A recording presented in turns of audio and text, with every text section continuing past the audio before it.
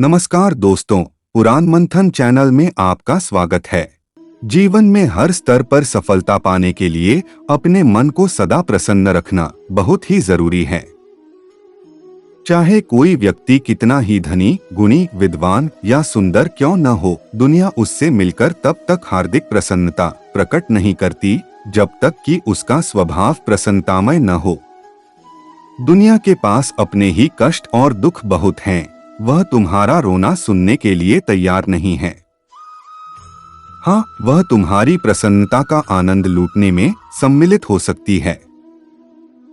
प्रसन्न मनुष्य को सुगंधित पुष्पों की तरह दुनिया ढूंढ निकालती है और उसका समुचित आदर करती है। प्रसिद्ध डॉक्टर शेल्डन लेविट ने कहा है, व्यापार के लिए, बाह्य प्रभाव के लिए अथवा आरोग्य प्राप्ति के लिए हंसमुख रहना अत्यंत आवश्यक है। खिन्नता और उदासी का कारण अपनी नासमझी है। हम रोज रोज नई जरूरत पैदा करते जाते हैं और जब वे पूर्ण नहीं होती तो दुख मनाते हैं एवं अप्रसन्न रहने लगते हैं। अपनी कमजोरियों पर ध्यान न देकर असफलता का दूसरों पर दोषारोपण करते हैं। वास्तव में समस्त इच्छाओं की पूर्ति होना बहुत ही कठिन है, क्योंकि यदि जीवन में एक ही वस्तु चरम लक्ष्य हो और उसके लिए अनवरत तपस्या की जाए तो वह समयानुसार मिल सकती है, किंतु हमारी हर एक छोटी बड़ी मनचाही इच्छाएं सदा पूरी होती रहें, ऐसा कोई विधान नहीं है। इसलिए अपनी आवश्यकता को घटाना चाहिए। उन्नति की ओर से मुंह फेर कर एवं आलसियों की तरह निराश बैठ जाना बुरा है, परंतु आवश्यकताओं की तृष्णा इच्छा को बढ़ाते ही जाना, यह उससे भी बुरा है। यदि मनुष्य अपना एक लक्ष्य स्थिर कर ले तो शेष व्यर्थ की बातों पर मन ललचाना अपने आप रुक जाएगा। अपने से अधिक सुखी मनुष्यों को देखकर मन में ईर्ष्या उत्पन्न मत करो, वरन अपने से गिरी हुई दशा के कुछ उदाहरणों को सामने रखकर उनकी और अपनी दशा का मुकाबला करो। तब तुम्हें प्रसन्नता होगी कि ईश्वर ने तुम्हें उनकी अपेक्षा कितनी सुविधाएं दे रखी हैं। एक बार महात्मा शेखसादी के पास जूते नहीं थे। वे सर्दी, गर्मी और कुछ कंटकों से बड़ा कष्ट पाते और जूते के अभाव में दुखी हो रहे थे। एक दिन वे घूमते घूमते कोफा की मस्जिद में पहुंचे और देखा कि एक व्यक्ति वहां ऐसा पड़ा हुआ था जिसके हाथ पैर किसी प्रकार कट गए थे और वह चूतरों के बल घसीट घसीट कर चलता था। उसे देखकर शेखसादी ने परमात्मा को धन्यवाद किया कि मेरे पास जूता नहीं है, न सही हाथ पैरों से आरोग्य तो हूं। संसार में असंख्य मनुष्य तुमसे नीची दशा में पड़े हुए हैं। उन्हें देखकर संतोष करो और अपने को दुखी मत होने दो। दूसरों को दुख न दोगे तो तुम भी दुखी नहीं रहोगे, यह प्रकृति का अकाट्य नियम है। किसी का दिल मत दुखाओ और न किसी के साथ अन्याय करो। यदि किसी से तुम्हारी लड़ाई हो जाए और वह तुमसे बोलना छोड़ दे तो भी तुम उसकी ओर से मुंह न फेरो। जब कभी वह फिर से रास्ता चलते मिल जाए तो एक बार हंस पड़ो और उसे गले लगा लो या माफी मांग लो। यह न समझना चाहिए कि ऐसा करने से तुम्हें कायर समझा जाएगा। उदारता कायरों से नहीं हो सकती, यह तो बलवान का लक्षण है। प्रेममय व्यवहार को कोई सच्चा मनुष्य, चाहे वह कितना ही विरोधी हो, कमजोरी नहीं समझ सकता। तुम्हारे प्रेममय व्यवहार से उसका हृदय उमड़ पड़ेगा और सारे बैर भाव को भुलाकर सच्चा मित्र बन जाएगा। जब दुखदायी परिस्थितियां सामने आ खड़ी होती हैं तो मनुष्य को विशेष रूप से चिंता सताने लगती है।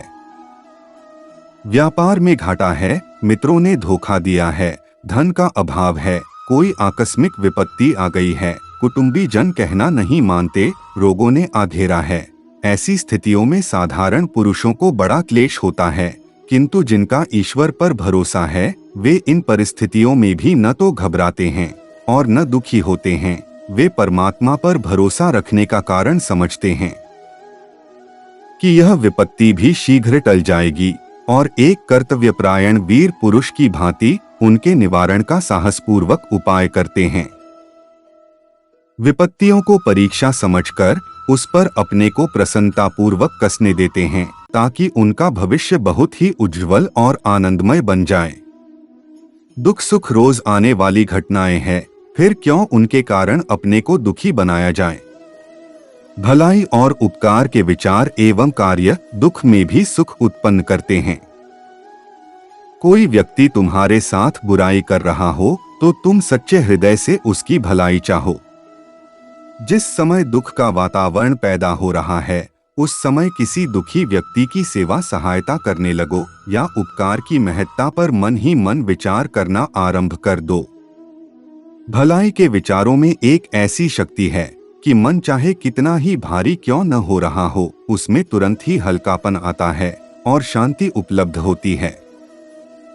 पूजा पाठ, दान, धर्म, उपदेश, सेवा यह सब भलाई की श्रेणी ही में गिने जाते हैं।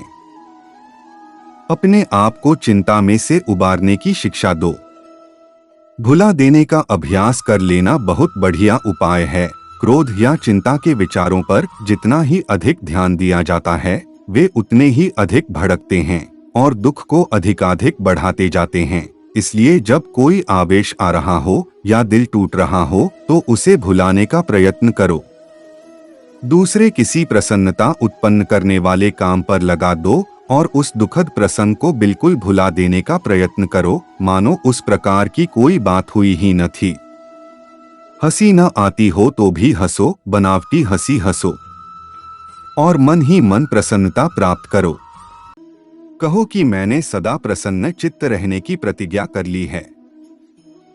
मैं ईश्वर की दयालुता पर पूर्ण विश्वास करता हूँ। मेरी आत्मा आनंद, आरोग्य और ऐश्वर्य स्वरूप है। मेरे मन में चिंता, दुख, शोक, शत्रुओं के लिए तनिक भी स्थान नहीं है। मैं आनंदमय हूँ और हर स्थिति में आनंद प्राप्त करता हूँ। ऐसे मंत्रों के बार बार दोहराने से भी अप्रसन्नता की आदत छूट जाती है और प्रसन्न रहने का स्वभाव बन जाता है। आपके छोटे छोटे प्रयास ही आपके जीवन में बदलाव ले आते हैं। दोस्तों, हमें आशा है कि आपको वीडियो पसंद आया होगा। ऐसी ही कथाएं सुनने के लिए चैनल को सब्सक्राइब करें, वीडियो को लाइक और शेयर करें। धन्यवाद। जय श्री कृष्ण।